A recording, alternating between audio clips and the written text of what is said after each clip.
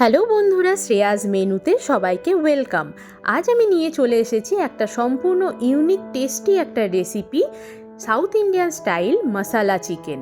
শুনেই অন্যরকম লাগছে তাই না? খেতেও কিন্তু একদম অন্যরকম। একই রকম চিকেন খেয়ে খেয়ে বোর হয়ে থাকলে এই রকম একটা চিকেন ট্রাই করতে পারো।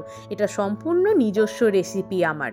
তাহলে চলো তাড়াতাড়ি দেখে নিই কীভাবে করতে হবে। ফার্স্টে চিকেনে অল্প লেবুর রস, হাফ চামচ আদা বাটা, হাফ চামচ রসুন বাটা, হাফ চামচ গোলমরিচ গুঁড়ো দিয়ে বেশ ভালো করে মাখিয়ে ম্যারিনেট করে রাখতে হবে হাফ অ্যান আওয়ার্স মতন।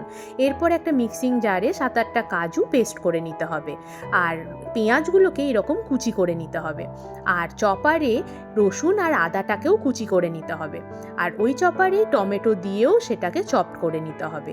এরপর কড়াইয়ে সর্ষের তেল গরম করে তাতে জিরে, শুকনো লঙ্কা, তেজপাতা ফোড়ন দিয়ে বেশ খানিকটা কারি পাতা ফোড়ন দিতে হবে। এরপরে আগে থেকে কুচি করে রাখা পেঁয়াজ, আগে থেকে চপড করে রাখা রসুন, আদা আর টমেটো দিয়ে ভালো করে কষিয়ে নিতে হবে। এরপর 1 চামচ কাশ্মীরি লঙ্কা গুঁড়ো, হাফ চামচ হলুদ গুঁড়ো দিয়ে মশলাটা কষিয়ে নিয়ে ম্যারিনেটেড চিকেনটা দিয়ে ভালো করে চিকেনটাকে কষাতে হবে যতক্ষণ না তেলটা ছেড়ে আসছে।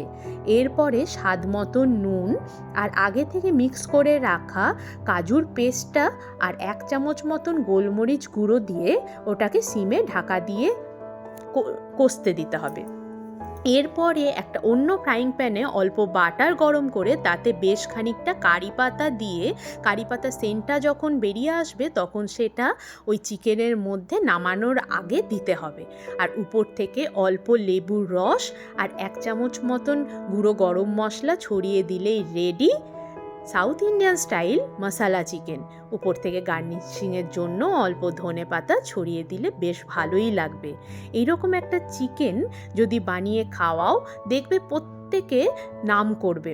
আর এখানে কারি পাতা হচ্ছে সবথেকে মেন ইনগ্রিডিয়েন্টস, ওটা কিন্তু অবশ্যই দিতে হবে, একদম ওটা না দিলে চলবে না।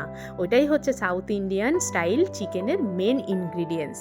এইরকম রেসিপি, ইউনিক রেসিপি পাওয়ার জন্য অবশ্যই আমার প্রোফাইলটা ফলো করো, আর ইউটিউব থেকে দেখলে অবশ্যই সাবস্ক্রাইব করো।